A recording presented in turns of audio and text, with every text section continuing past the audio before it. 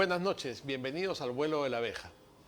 El día de hoy hemos tenido noticias y ha estado muy movido el ambiente político.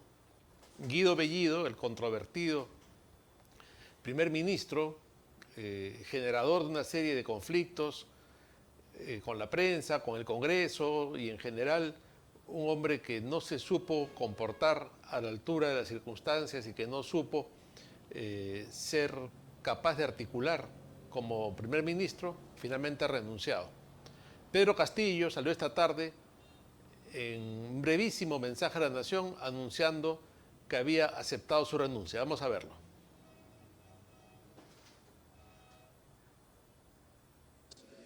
Es momento de poner al Perú por encima de toda ideología y posiciones partidarias aisladas. Por ello, informo al país que el día de hoy hemos aceptado la renuncia del presidente del Consejo de Ministros, Guido Bellido Ugarte, a quien le agradezco por sus servicios prestados a la nación y anuncio la juramentación del nuevo gabinete para el día de hoy a las 8 de la noche. Invoco a los sectores políticos, económicos y sociales a la más amplia unidad para... Bueno, ahí lo tenemos.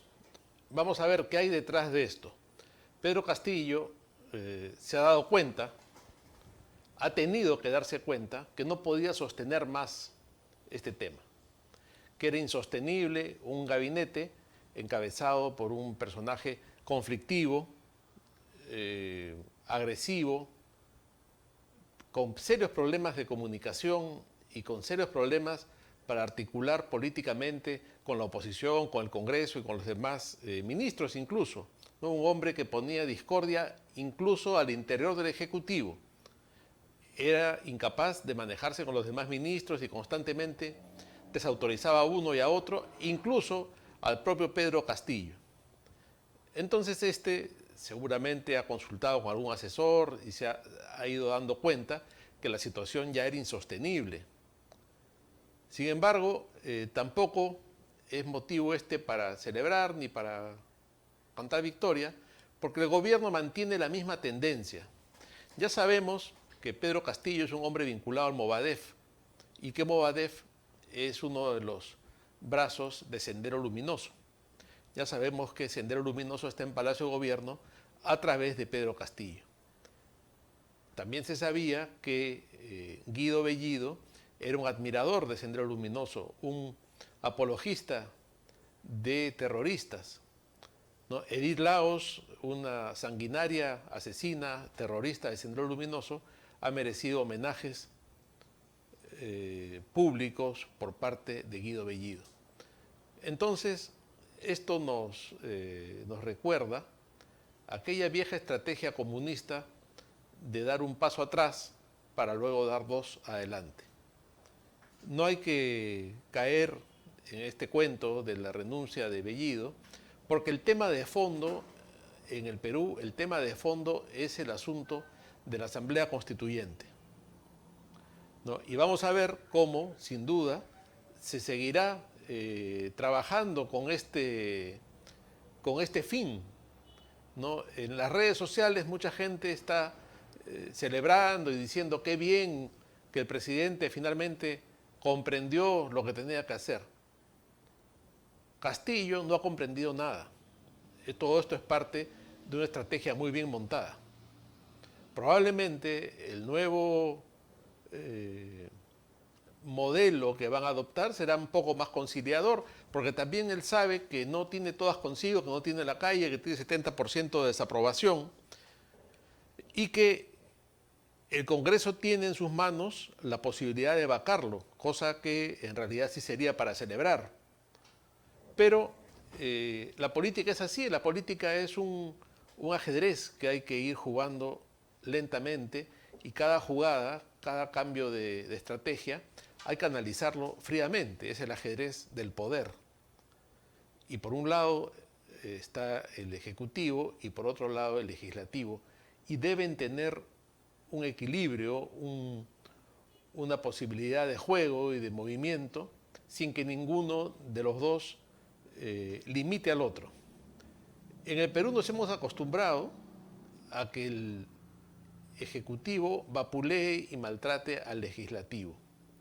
Nos hemos acostumbrado a que la prensa, luego de incesantes campañas, haya desprestigiado al Poder Legislativo. Sin embargo, hoy en día, el Congreso que tenemos, con todas sus limitaciones que hay que reconocer, con toda la mediocridad que hay ahí y con el escaso manejo político que tiene, justamente por todo lo que se le ha hecho en contra, vamos a hacer un pequeño paréntesis. ¿Por qué ahora nos quejamos que los congresistas no tienen experiencia? Porque el lagarto Vizcarra nos metió de contrabando todas sus modificaciones y, entre otras cosas, prohibió la reelección de congresistas, que es necesaria. ¿Por qué es necesaria? Porque está comprobado a través de la historia y de las estadísticas que la reelección es mínima. Nunca se ha reelegido a más del 20%, sin embargo, siempre se ha reelegido a los que tienen experiencia y saben manejarse en este tema, ¿no? Entonces ahora tenemos un Congreso inexperto, tal como quería el lagarto, y nos damos cuenta que ese Congreso inexperto tal vez no tiene el peso, tal vez no tiene la calidad política y estratégica para enfrentar a un gobierno comunista como el que tenemos en este momento, un gobierno de terroristas, de senderistas, de Movadef. Entonces, claro, ese gobierno del Movadef también golpea al Congreso y también lo desprestigia. Y nos damos cuenta un poco tarde que había que defender al Congreso. El Congreso es el contrapeso, es lo que impide que se establezcan dictaduras, lo que impide que se establezcan gobiernos autoritarios. El Congreso tiene por función legislar, pero también fiscalizar. ¿Y qué fiscaliza? Que no haya corrupción. Fiscaliza que no haya corrupción, fiscaliza que no haya autoritarismo, fiscaliza que se cumpla con la Constitución, con las leyes, fiscaliza que haya un gobierno democrático como tiene que haber. Y entonces, ahí nos damos cuenta por qué se insiste tanto en derrumbar al Poder Legislativo. Entonces, volviendo al tema, luego de cerrar este paréntesis, nos damos cuenta que se vio claramente en peligro Castillo, se vio claramente ante la posibilidad de una censura al gabinete y una posible vacancia. Las voces que piden la vacancia de Castillo cada vez son más y cada vez son más fuertes. Se nota y es evidente que es un hombre que no tiene la capacidad para manejar un país, es un hombre que no tiene la capacidad para gobernar al Perú. El Perú merece más, el Perú merece un gobierno de otro nivel, ¿no? Y no el gobierno que puede ofrecer el señor Pedro Castillo. Entonces, él se da cuenta de sus debilidades y se da cuenta que el Congreso lo puede en cualquier momento vacar. La vacancia ya es un rumor muy grande y la vacancia tiene cada vez más personas que la proponen y la promueven. Basta ver en las redes sociales el hashtag vacancia ya o vacancia presidencial, cómo se vuelve tendencia un día sí y un día también. Entonces, ese es el sentir de mucha gente que ya ha podido calibrar en su verdadera dimensión la mediocridad, la mendacidad y la miseria de este gobierno, ¿no? Entonces, quienes se dan cuenta de eso y se dan cuenta que el Perú está en peligro y se dan cuenta que no podemos ser como una segunda Venezuela o una tercera Cuba, ha reaccionado mucha gente, ¿no? Y ese es el gran problema, que Castillo toma nota de este asunto y hace un discursito de 4 minutos o de 3 minutos muy democrático, ¿no? En el que dice no hay que abusar de las censuras, ni hay que abusar de las cuestiones de confianza, ¿no? Y entonces ahí, en ese discursito democrático, entre comillas, él manifiesta su capacidad de darse cuenta del peligro que corre su estabilidad como ocupante de la presidencia, y entonces da un paso atrás. Da un paso atrás siguiendo la vieja estrategia, la vieja cartilla marxista de dar un paso atrás para luego dar 2 adelante. Y lo vamos a ver.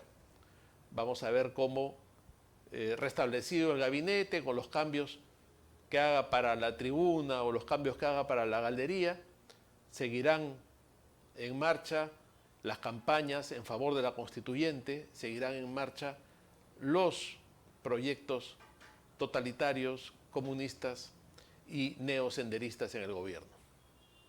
Estamos advertidos. Vamos a una pausa y luego volvemos para seguir analizando algunos otros aspectos de la actualidad política.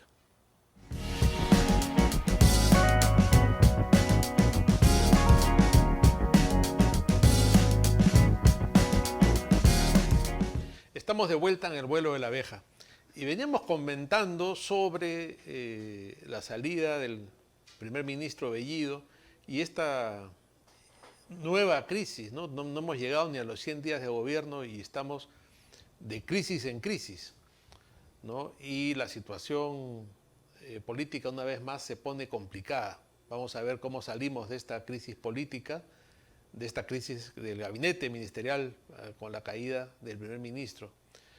Pero también decíamos que sin duda Castillo viene calculando y viendo que no las tiene todas consigo y que el Congreso también se está poniendo fuerte y que ya lo había anunciado el almirante Montoya, incluso algunos de los congresistas del partido de gobierno ya habían firmado pidiendo la censura de Iber Maraví, el otro senderista del gabinete.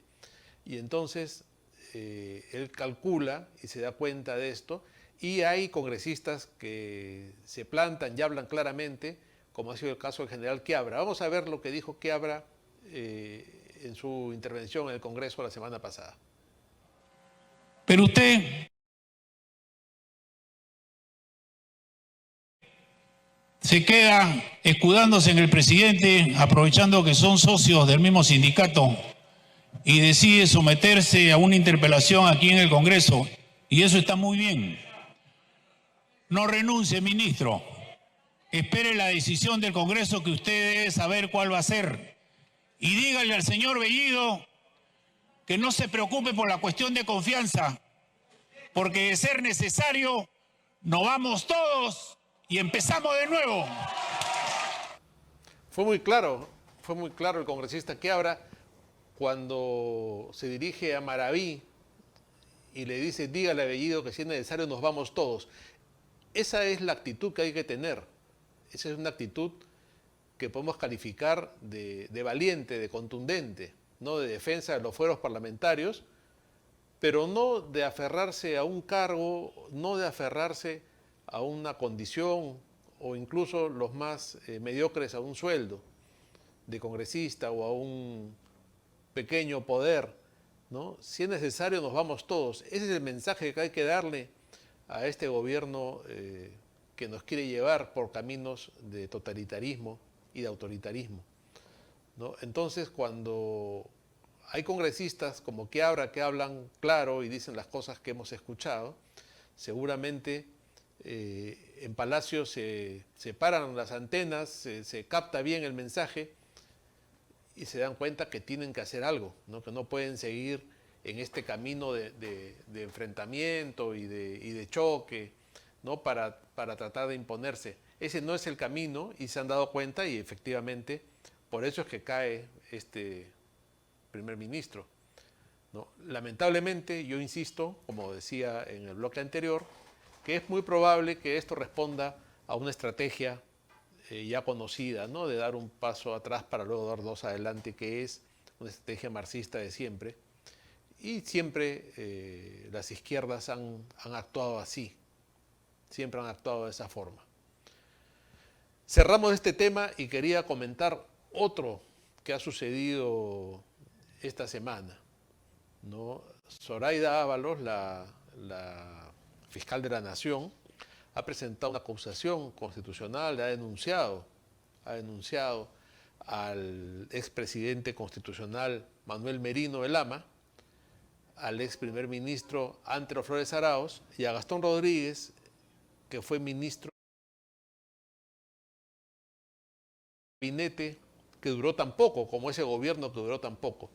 ¿Y por qué los ha denunciado? Están denunciados por homicidio, están denunciados por la muerte de Inti y de Brian. Todos sabemos quiénes eran Inti y Brian.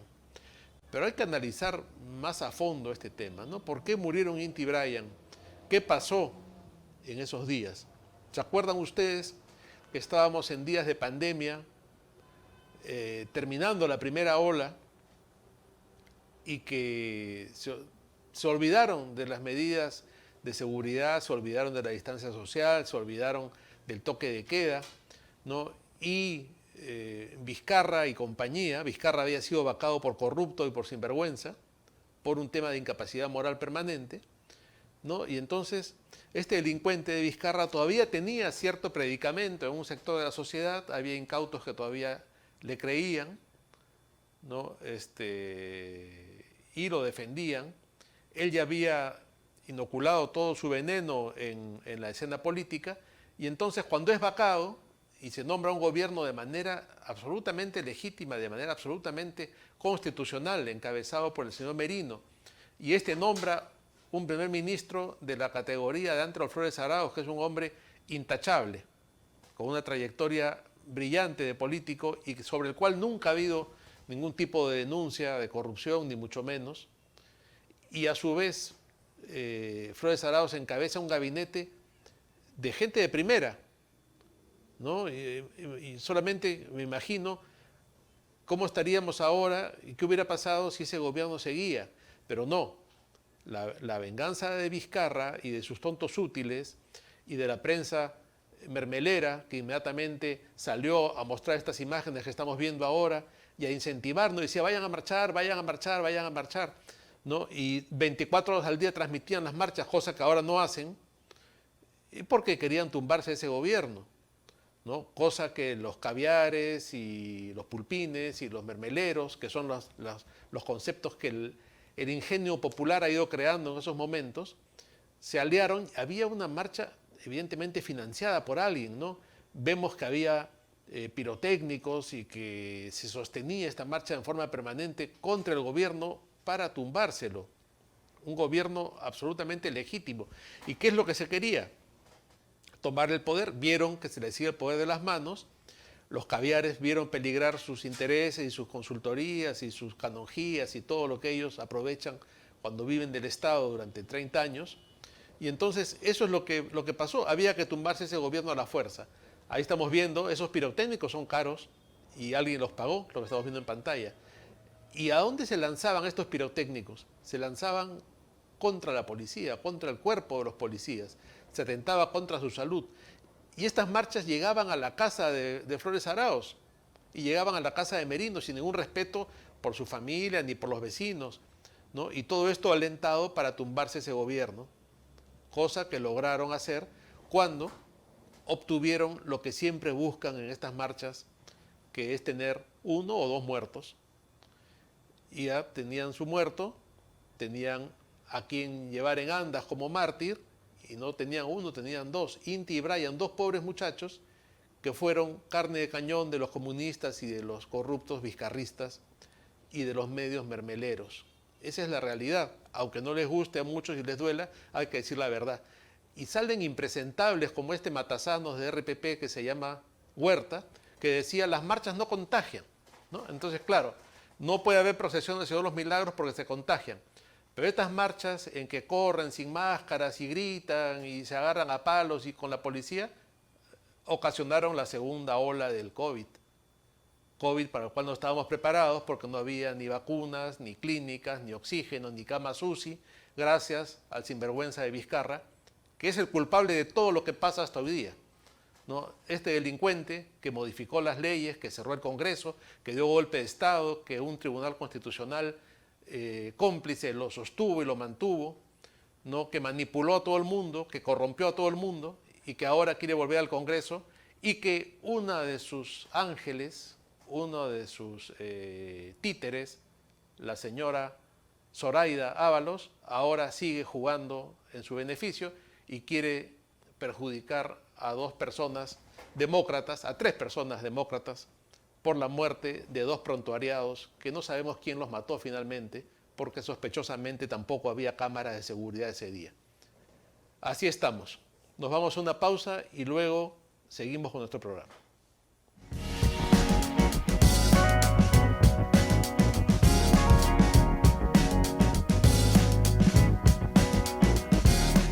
Estamos de vuelta en el vuelo de la abeja para recibir a un invitado con el cual vamos a poder analizar diversos aspectos de la realidad política.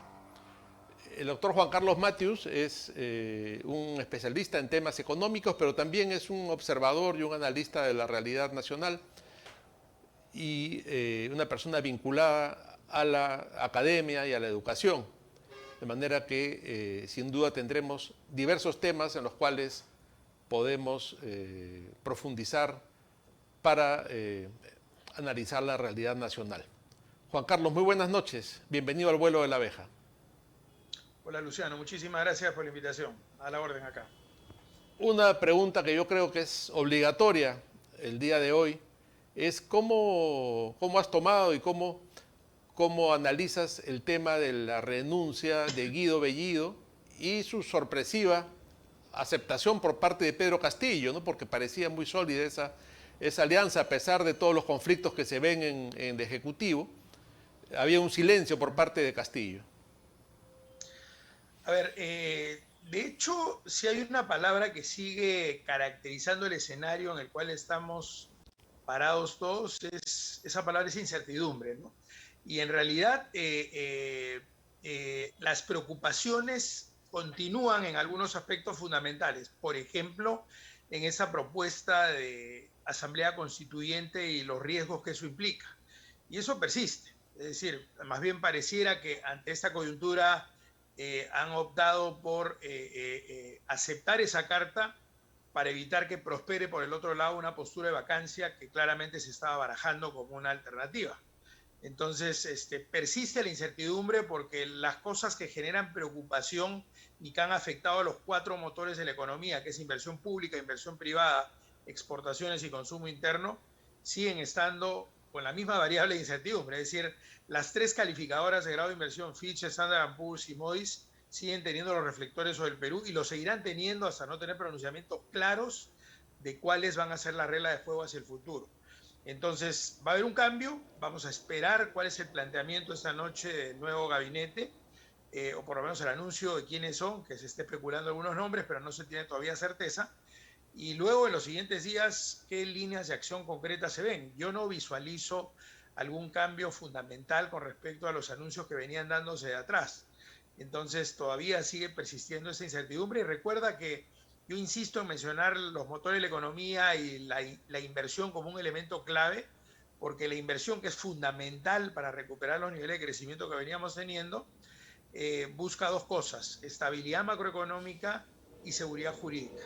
Y ninguna de las 2 cosas se están garantizando ahora, ¿no? Entonces persiste el problema, ¿no? En el bloque anterior, antes de que ingreses a la entrevista, yo coincidí al comentar algo de lo que tú estás mencionando, y es que el tema de fondo finalmente es el asunto de la constituyente, ¿no? Y que probablemente dentro de la estrategia política, que bueno, que ya es conocida y que es parte de la estrategia marxista, estamos frente a un paso atrás para luego venir con 2 adelante, y que ya el Congreso haya bajado un poco la guardia, ¿no? Porque está en una situación bastante tensa y seguramente esto va a bajar bastante la tensión que existía. Pero has mencionado este asunto de los motores de la economía y es sorprendente cómo la economía muchas veces está muy vinculada al factor humano, ¿no? A la reacción de la gente, a una parte que yo diría hasta psicológica, ¿no? Y cómo los exabruptos de este señor Bellido en los tweets y en sus declaraciones han sido de un efecto demoledor en la economía nacional. Por supuesto, porque démonos cuenta que no está hablando un personaje X, es el Premier, o era el Premier hasta hace pocas horas. Entonces, cualquier pronunciamiento tiene una repercusión importante. Tú has tocado un elemento clave y por eso te interrumpía mencionando la palabra expectativas. Esa es una variable económica, digamos, o sea, nos movemos por expectativas, por qué se espera hacia adelante. Entonces, si tú eres el gobernante y das seguridad y das tranquilidad y defines reglas de juego claras, yo inversionista me la juego. Yo consumidor consumo asumiendo que voy a mantener mis ingresos a futuro. Pero si lo que tengo adelante es incertidumbre, se retrae el consumo, que pesa 65% del PIB, el consumo interno, y se frenan mucho las inversiones que son las generadoras de empleo. A veces se pierde un poco la brújula. Hay algunos discursos donde se habla, como se habló en algún momento, de que se iban a generar 1 millón de puestos de trabajo en los primeros 12 meses generados por el Estado. Eso es simplemente imposible. O sea, en el mejor momento generamos por año 520.000 puestos de trabajo y el 90% lo genera la empresa privada. ¿De dónde sale que el Estado va a generar 1 millón de puestos de trabajo en un año? Entonces, y esos puestos de trabajo los genera la inversión. Entonces, si se retrae la inversión y ya se está hablando de una proyección de crecimiento de la inversión cero en el 2022, que es una muy fea noticia, eso trae como correlato el tema del no desarrollo del empleo. Antes del cambio de gobierno, incluso con todas las especulaciones que había, se especulaba que el nivel de empleo se iba a recuperar, o sea, íbamos a llegar a un nivel de prepandemia de 2019 hacia el segundo semestre del 2022.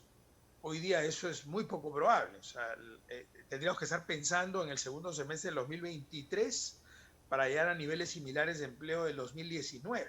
Y menciono y subrayo el empleo porque es la preocupación general de todos. O sea, al final, cualquier discurso se queda en el aire si la gente comienza a sentir que no tiene oportunidad de trabajo, no tiene oportunidad de ingreso, ¿no? Y eso tiene como correlato muchas cosas, entre ellos delincuencia, acentuar la pobreza extrema, o sea, tiene un correlato bien complicado, digamos, para el país, ¿no? No es un tema fácil. Siempre es más lenta la recuperación del empleo que las otras variables en la economía. O sea, el rebote económico está siendo rápido y la exportación se recuperó con rapidez, etcétera. Pero cuando hablas de empleo, que es lo que más preocupa a la gente, la recuperación es más lenta, ¿no? Y está siendo más lenta por esa coyuntura, ¿no? Has mencionado dos conceptos que yo quisiera, si es posible, que los puedas ampliar para quienes nos siguen puedan comprender en profundidad lo que estás diciendo. Uno es el tema del rebote económico, ¿no? Y que no es que el pequeño crecimiento que hay en este momento y la pequeña estabilidad que hay en este momento sea producto de un manejo serio, sino que que venimos con un impulso de atrás, ¿no es cierto? Y lo otro que has mencionado, que la inversión estará en el rango de cero. ¿Cómo es posible? ¿Es posible que sea cero? ¿Cómo se explica esto? Sí, a ver, sobre lo primero, miremos un poco la evolución. Si nosotros miramos las últimas 2 décadas, con este cuestionado modelo de economía social de mercado, que en simple significa que el Estado reconoce que el motor de desarrollo de la economía es el sector empresarial privado. Ese es el que genera la riqueza, no es el Estado. Y por lo tanto el Estado promueve, facilita y regula la actividad empresarial. Entonces, bajo esa óptica de economía social de mercado, la economía peruana tuvo una performance bastante positiva en términos comparativos con América Latina. Por supuesto, con un montón de desafíos, por supuesto, manteniendo algunos niveles de inequidad que generan un problema importante, pero habiendo reducido los niveles de pobreza de 50.2 a 20.5. ¿Qué pasó? La pandemia nos golpeó muy fuerte. Fuimos la segunda economía más golpeada de toda América Latina. El único país que estuvo peor fue Venezuela. Perú cayó 11.1%, que es una recesión muy fuerte, de las peores que hemos tenido en nuestra historia. Hemos tenido 5 recesiones desde que se crea la República del Perú en 1821, 5, y esa es una de las peores, comparable con la de la guerra con Chile, ¿no? Entonces, eso es lo que ha sucedido, y la expectativa de crecimiento, y ahí viene la explicación de rebote, es para recuperar parte de lo que perdimos el año pasado. O sea, hemos caído 11.1 y este año creceríamos aproximadamente 8.5. O sea, vamos a recuperar una muy buena parte de lo que hemos retrocedido el año pasado, pero no llegamos ni siquiera a los niveles de 2019. Es un efecto estadístico, ¿no? Ahora, igual es una buena noticia, y es una noticia que no solamente del Perú, sino del mundo. Es decir, a diferencia de lo que pasaba en otras recesiones, que nos recuperamos en 2-3 años, en este caso todo el mundo se ha recuperado el año siguiente. Si mira las estadísticas de proyección de crecimiento de la economía, que se espera 6% en el mundo, todos los países crecen el 2021, ¿eh? Todos. Y todos estuvieron en rojo en 2020, a excepción de China, ¿no? Entonces, hay un efecto estadístico de rebote, ¿no? Y estamos en una coyuntura favorable, porque cuando crece la economía afuera, impulsa nuestras exportaciones. Mayor demanda de nuestros productos y servicios, mejores precios, mayor frecuencia de compra. Y además eso se ha visto reflejado en commodities, y nos guste o no nos guste, hay que reconocer que el Perú es fundamentalmente exportador de commodities, 74% de la exportación. Entonces, tener precio de los metales tan altos como ahora, tener precio del café tan alto como ahora, nos favorece. O sea, encuentras un Perú con caja. Es más, a pesar de todo, este año 2021 es muy probable que cerremos con récord de exportaciones. Vamos a pasar por primera vez la valla de los 50.000 millones de dólares. Pero no es por la coyuntura. Digamos, claro, es recuperación del mercado interno, y todo lo que se exporta de arándanos, etcétera, es producto de siembras que venían de atrás, ¿no? Que se han producido en el último mes, ¿no? Entonces, eso con respecto al tema del rebote. Con respecto a la proyección de crecimiento, me refería a crecimiento de la inversión, se proyecta crecimiento cero. O sea, ya habíamos tenido una caída fuerte de alrededor de 20% de la inversión, y recordemos que cuando hablamos de inversión, 80% de la inversión es inversión privada y 20% es inversión pública. E incluso cuando hablas de inversión pública, licitas, y ahí tiene que haber participación de empresas privadas que confíen en lo que está proponiendo el Estado.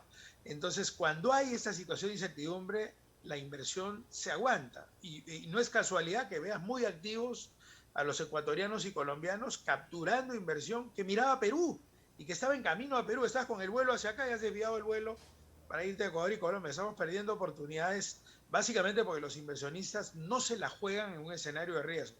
Y ojo con lo que mencionaba de las 3 calificadoras de grado de inversión, Fitch, Standard & Poor's y Moody's. Es decir, grado de inversión es más que un sellito en la frente, es una garantía de que es un país con condiciones buenas para la inversión, estabilidad macroeconómica, reglas de juego que se cumplen, seguridad jurídica, y eso lo logró Perú después de pedalear muchos años. En el 2007, en el segundo gobierno de Alan García, se logró que nos dieran el grado de inversión, que en ese momento solamente lo tenía Chile en América Latina. Y nosotros estamos como segundo país con mejores condiciones para la inversión. Espectacular. Y ahora, si recordamos hace 8 días o cosa por el estilo, Moody's, que es esas 3 calificadoras, le ha bajado el grado a Perú. No hemos perdido el grado de inversión, pero es como que en nota de colegio o universidad te bajen de 16 a 12. Eso es lo que ha pasado. Entonces, un castigo. Y esa es una señal de que el paso siguiente podría decir, déjalo, te quito el grado de inversión. ¿Por qué es peligroso? Porque las corporaciones más grandes en el mundo tienen muchas veces como política corporativa solo invertir en países que tienen el grado de inversión. Por eso claro, hay tremenda diferencia entre tener el grado y no tenerlo.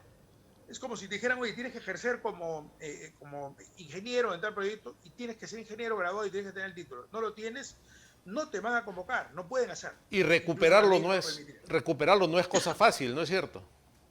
Correcto, exactamente. O sea, así como demoró años pedalear para llegar a eso, nos costaría un esfuerzo similar. O sea, perderíamos años. Eso es grave. Y obviamente en ese interín, otros países estarían atentos, como lo está haciendo Ecuador y Colombia. Claro, eso está clarísimo. Para capturar esa inversión. Está clarísimo. Juan Carlos, permítenos ir a una pausa y luego seguimos conversando, por favor. Con gusto. Con gusto.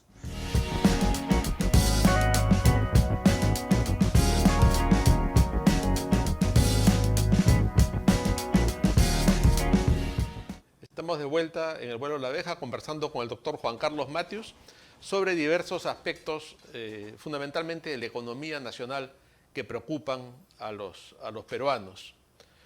Juan Carlos, otro tema que realmente golpea directamente a la gente es el asunto del tipo de cambio, ¿no? Y según se dice, el tipo de cambio real ya estaría en los 6 soles y el BCR está haciendo malabares para mantenerlo. ¿Qué tan positivo es ese mantener el tipo de cambio de manera, no sé si corresponde decir artificial, o bueno, mediante diversas operaciones económicas? ¿Y cuál es, según tu perspectiva, el futuro en el tema del tipo de cambio, si las condiciones que se están dando en este momento siguen así? A ver, nuevamente la misma palabra sale a la luz, es decir, la incertidumbre es la que está jugando con respecto al dólar. Recordemos, para empezar, que el dólar se mueve como cualquier producto o servicio en la economía, es decir, se rige por oferta y demanda. Entonces, si uno quiere mirar el comportamiento del dólar en condiciones normales, dice, ¿qué hace que entren muchos dólares a la economía? Y mientras más entren, el dólar tiende a bajar, por abundancia de dólares en la economía. ¿Y qué hace que salgan dólares de la economía? Que genera escasez de dólar y sube el precio del dólar. Eso sería el comportamiento normal, así como si hablara de la papa o de cualquier producto o servicio. Entonces, ¿qué hace que ingresen dólares en la economía? Las exportaciones. ¿Qué hace que entren dólares en la economía? La inversión de afuera que viene a Perú, el turismo que viene acá, las remesas de los peruanos que están en el exterior. ¿Y qué hace que salgan dólares de la economía? Las importaciones, la inversión peruana en el exterior, las remesas a la inversa, cuando yo le mando a mi hija que vive en Barcelona, y el turismo que hacen algunos peruanos cuando salen al exterior. Esas son las variables principales que juegan entre oferta y demanda.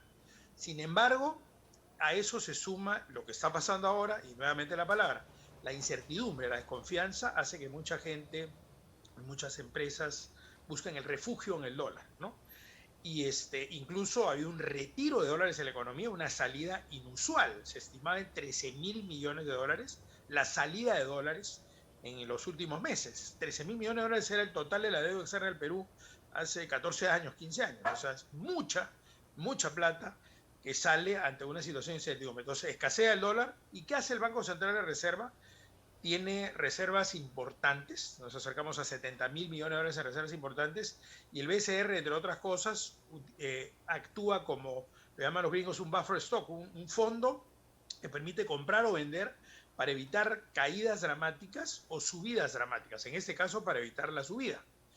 Entonces, y el BCR tiene caja para jugar ese rol. Si estuviéramos en condiciones normales, sin incertidumbre, el tipo de cambio debería estar debajo de 3.7. Y el dólar está en 4.1.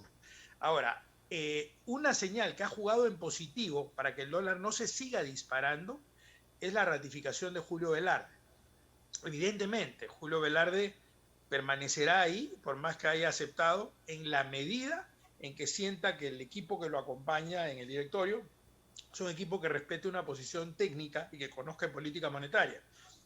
Si viera un desvío preocupante, él no se va a mantener en el cargo y vas a ver el rebote en el dólar al día siguiente. Eso es inmediato, digamos, ¿no? Es una pésima señal. Entonces, dentro de lo bueno que hemos tenido en los últimos días es la ratificación de Julio Velarde. No por él como persona, que muchos lo conocemos, ha sido mi profesor de política monetaria además, sino porque es un profesional competente que ha sido sindicado uno de los mejores banqueros de América Latina durante varios años.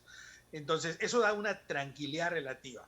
Esto que está pasando hoy día es una señal de interrogante, pero puede bajar un poquito la temperatura. Habrá que ver cuáles son los pronunciamientos de un nuevo gabinete, que recién anoche lo conoceremos con mayor seguridad, ¿no?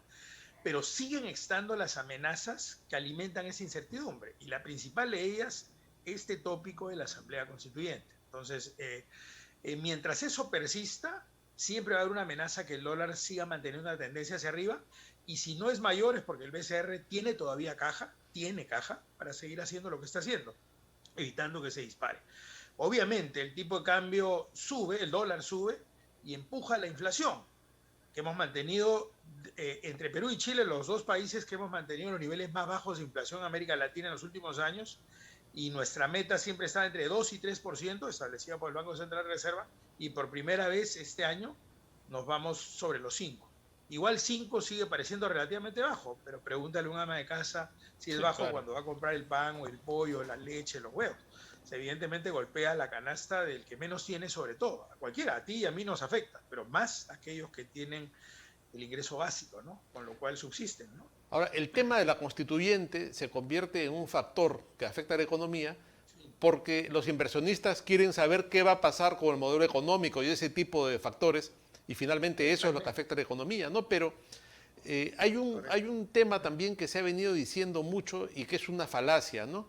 Y es que el modelo económico ha fallado y que no ha llegado hasta donde debía llegar.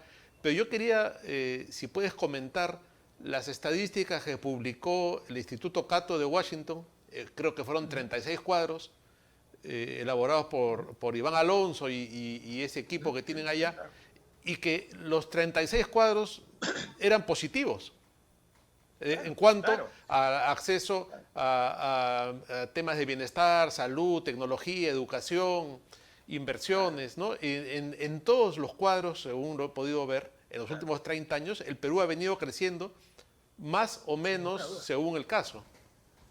Sí, mira todas las variables y yo diría de todas las variables, la más preocupante para muchos y para el país como un todo, que es la pobreza. Y te mostraba las cifras, te decía, Perú y Colombia, no según fuentes peruanas, según la CEPAL, en los últimos 15 años fueron los dos países, Perú y Colombia, que más redujeron los niveles de pobreza, bajo el modelo de economía social de mercado.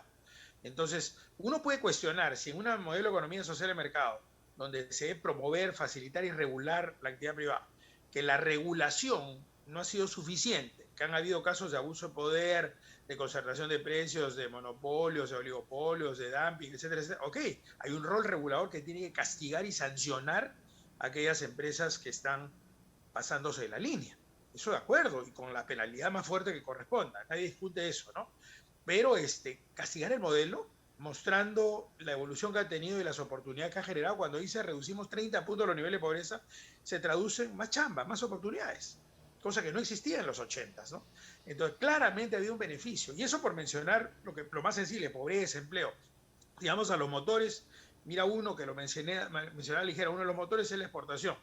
Y yo te digo, dentro de ese modelo, por mencionarte un año de los últimos, el 2018, Perú registró la tercera tasa más alta de crecimiento exportador del mundo y la número 1 de América. No América Latina, sino América, sobre Estados Unidos, Canadá, México y todo el mundo. Y en agroexportaciones hemos batido récords sobre los 8.000 millones de dólares y estamos dando la hora en el mundo en un sector que va a dar que hablar en los siguientes años si mantenemos reglas de juego que siguen atrayendo la inversión al sector. Entonces, por mencionar 2 o 3 indicadores de los 36 que tú mencionabas, miras todo y tú dices el resultado ha sido positivo. Que hay un problema que debería sacudirnos a todos, ¿no? Sea cual fuera el resultado que tenga esta historia que está teniendo el Perú, proceda una vacancia más adelante, se cierre el Congreso, lo que fuera, es que hay un problema de brecha social que, a pesar de que se ha reducido la pobreza, es un problema que hay que atender.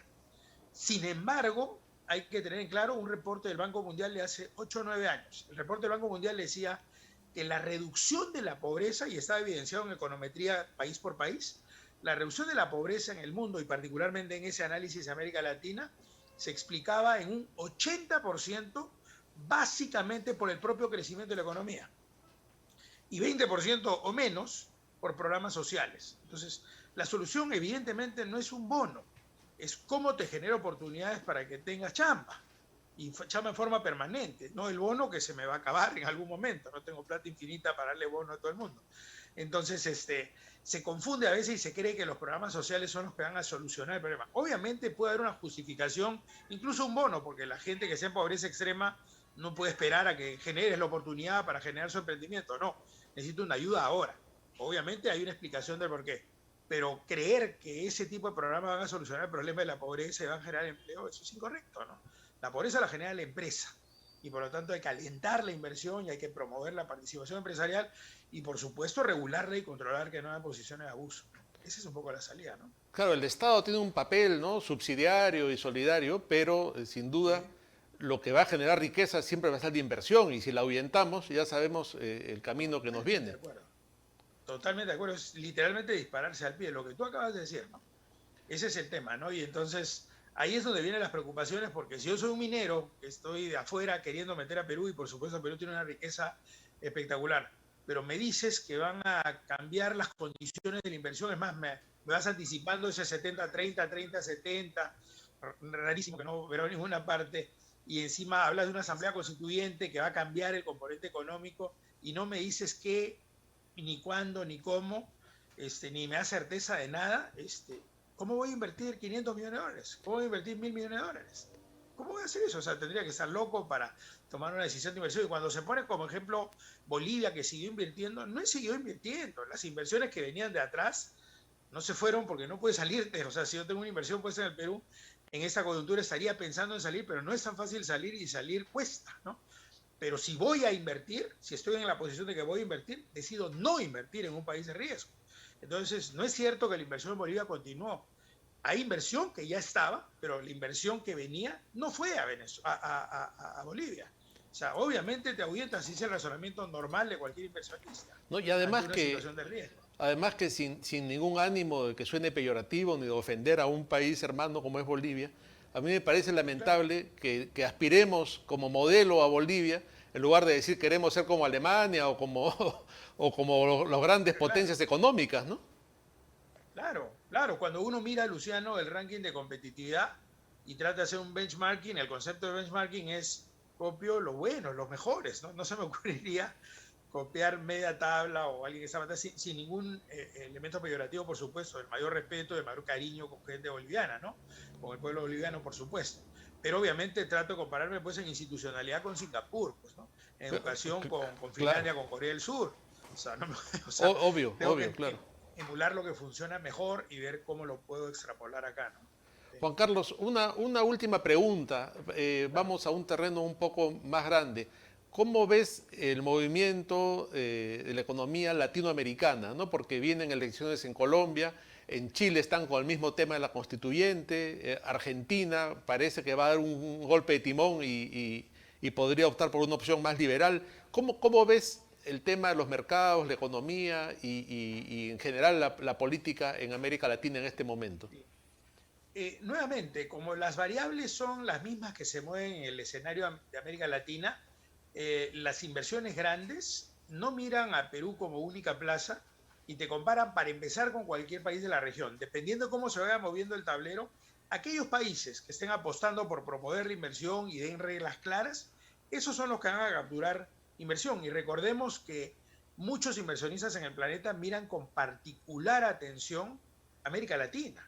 Nos gusta o no nos gusta reconocerlo, somos una fuente de recursos naturales súper importante. Me encantaría que me vieran como un país de tecnología o lo que fuera, pero nos ven como un país de fuentes de recursos naturales de harto valor. Y eso hace que estemos en permanente competencia. Por eso ponía los ejemplos de Ecuador y Colombia, porque son ejemplos reales, digamos, de inversiones que estaban mirando Perú y ahora están diciendo vamos a Ecuador o vamos a Colombia. Entonces, en esa movida de tablero que estás hablando de América Latina, los que queden parados, en mi opinión, en un modelo de economía social de mercado, obviamente respetando, estoy hablando de promover la inversión, respetando las normas medioambientales, las normas laborales y tal, por supuesto, ¿no? Pero aquellos que se planten en ese escenario van a tener una brillante oportunidad de capturar un flujo de inversiones súper importante y eso va a redituar en crecimiento, reducción de la pobreza en esos países. Ojalá estemos en ese bloque, ¿no?